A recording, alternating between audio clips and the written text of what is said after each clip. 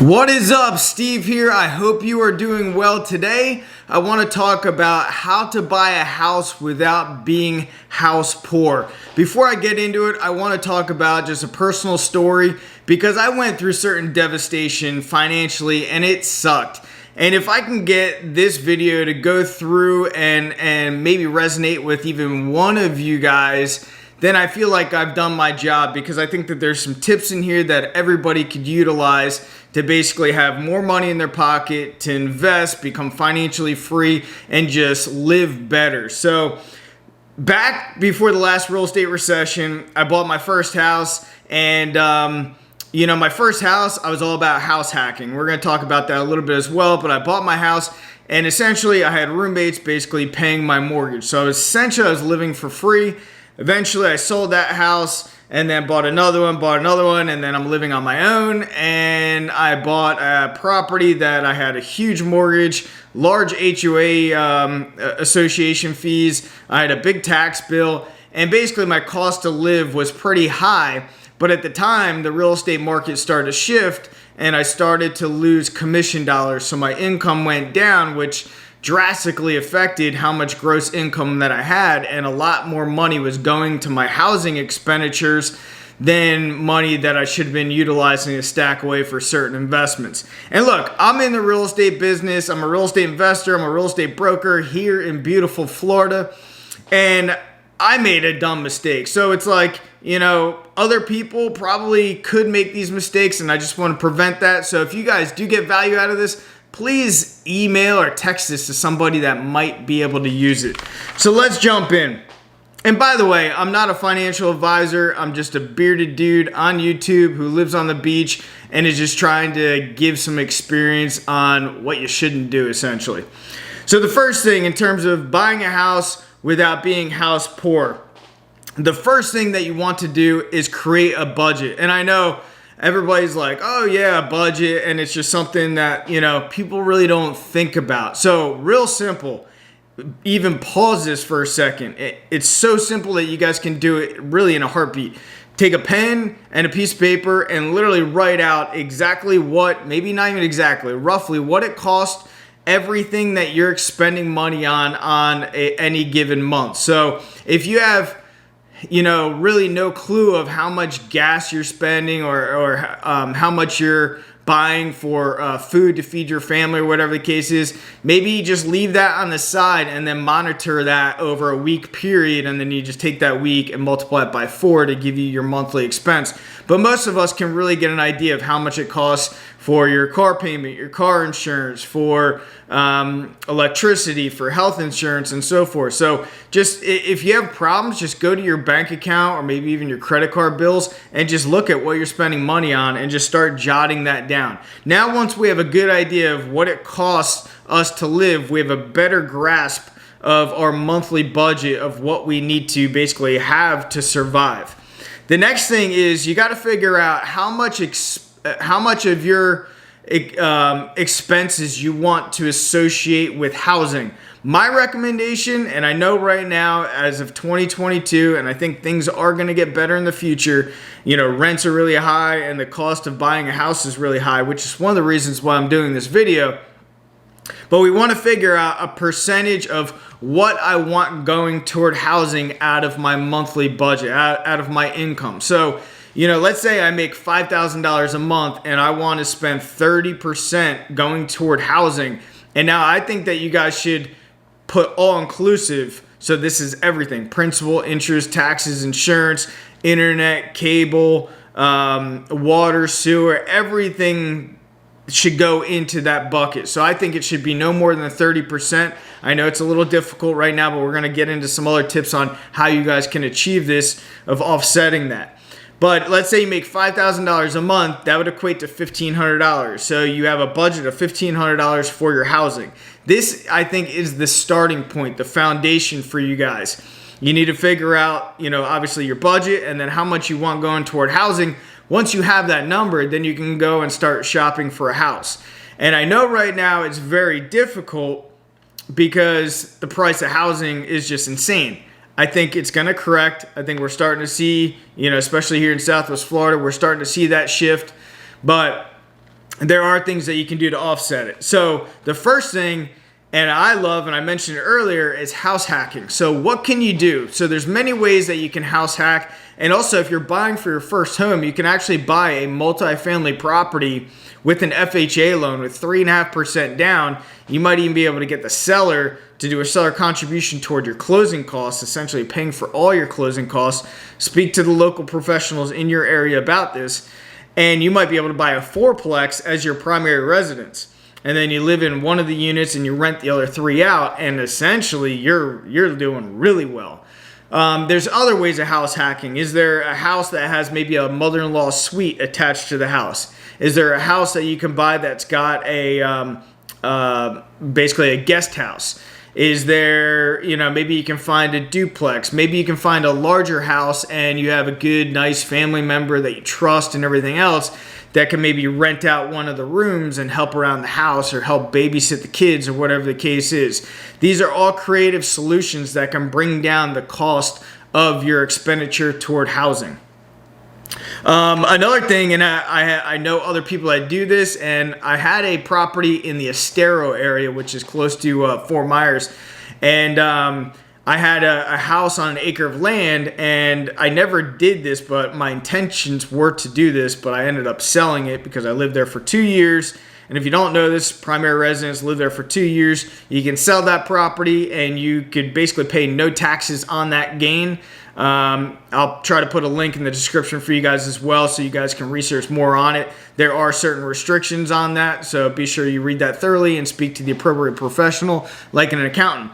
Anyway, so this property I was going to put shipping containers on, and I was going to basically separate it off and then have people basically rent the shipping containers out. And then I was going to make money that way. You can also, a lot of people want to store their toys. They don't, maybe they live in a condo and they want to have a boat on a trailer and they have nowhere to put it. And if they bring it to the local storage facility, maybe way more expensive, and you might be able to offer them half the price, and you can put ads out on Craigslist and everything else.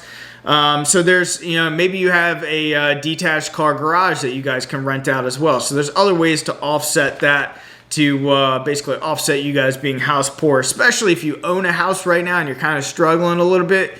Just get a little creative. Even a shed in your backyard you might be able to rent out. The next thing is buy a house for less than what you're approved for. As mentioned, I'm a real estate broker. I've been a real estate agent since 2003, broker and owner of my own company since 2006. We ended up selling our company in 2018. And anyway, I worked with a lot of real estate buyers over the years, and I can tell you, when somebody was approved for $400,000, they went shopping for a $400,000 home. It was just inevitable. It was rare that somebody was approved for, $400,000 was looking at $250,000 homes. So buy a house maybe less than what you're approved for. Can't talk again today. Next thing is a larger down payment. The more money that you put down, especially PMI, private mortgage insurance, be weary of this. Talk to your mortgage broker about it. But basically that eats into it basically creates an additional expense for you guys on your mortgage. So if you guys don't have adequate equity or down payment, usually it's 20%, sometimes 25%. Then you might have to come up with PMI, which could be another $100, $200 more per month. So larger down payment could offset and eradicate private mortgage insurance payment. And also, obviously, the more money you put down, the less debt you're taking and the smaller monthly payment that you guys might have.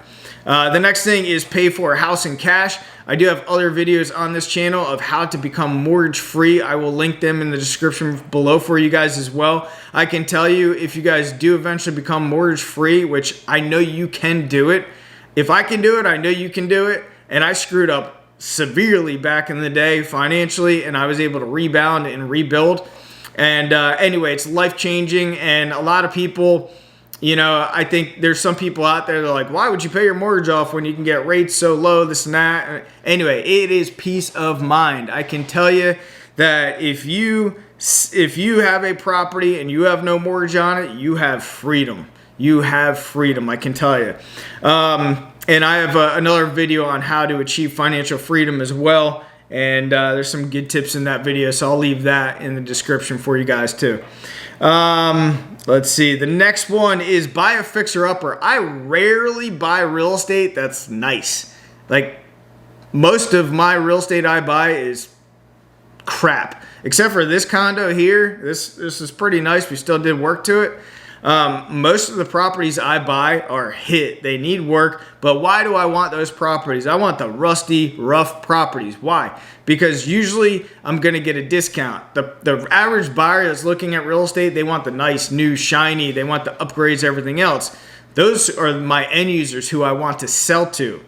But in order to get a good deal, I want the rusty, rough property that I can go ahead, put money into, have that instant equity position, and in turn, I'm getting a lower price, which equates to a lower mortgage if I took a mortgage. The next thing is get a deal, off-market deals, expired listings. Expired listing is a listing that hasn't sold because it's just been sitting on the market. Right now we don't have too many of those in mid 2022, but you will see more and more of those come to the table. You can ask a real estate agent that you're working with to pull a list of expired listings, scrub them as well. What does that mean? That means basically take the expired listing and have the agent go ahead and put it into their MLS to see if it's sold off market or has been relisted, so you want it expired and nothing else happened to it. And then maybe your real estate agent can reach out to the listing agents. I sold in this community here, I bought another unit in here and it was expired listing, and I sold 2 other condos in here, both expired listings. All 3 of those we got really good deals too. And all 3 of them we reached out to the listing agents. We didn't even go direct to the owner. We could have, but we went directly to the listing agents or the previous listing agents on those deals. I'll link this one below for you too. It's called PropStream. It's a really cool, and I'll bring you guys through some tutorials too once we start seeing more motivated sellers. But basically, it's a win-win for you and a potential seller. But basically, it pulls up people who are more distressed. So maybe they're delinquent on their mortgage. Maybe they're delinquent on their water bill. Maybe they're delinquent on their electric bill. Maybe they have contractor liens against their property that they're not paying. Maybe they have unpaid real estate taxes. So this is called PropStream. Again, it's an affiliate link. I'll drop it in the description for you guys. You can check it out. But basically, it's a way to go direct and contact people who probably need some help. And you have to be delicate. You have to treat with respect and reach out to these people who, in turn, probably need to sell and they're just struggling. And you guys can come in and be their savior. The next thing is wait out the market. As previously mentioned in other videos, my beach condo here, we're leasing it back right now, but we sold it and we are waiting out the market. We're going to actually today go look at a short-term rental for about 5 months and see if we can lock in a 5-month rental and just see what happens with the market, because we are starting to see more price reductions. We're starting to see more properties come back on market because of financing issues, because interest rates have been rising. So you guys might want to wait out the market. Don't allow FOMO and don't allow anybody to push you into going and taking on a huge amount of debt on something that you may regret.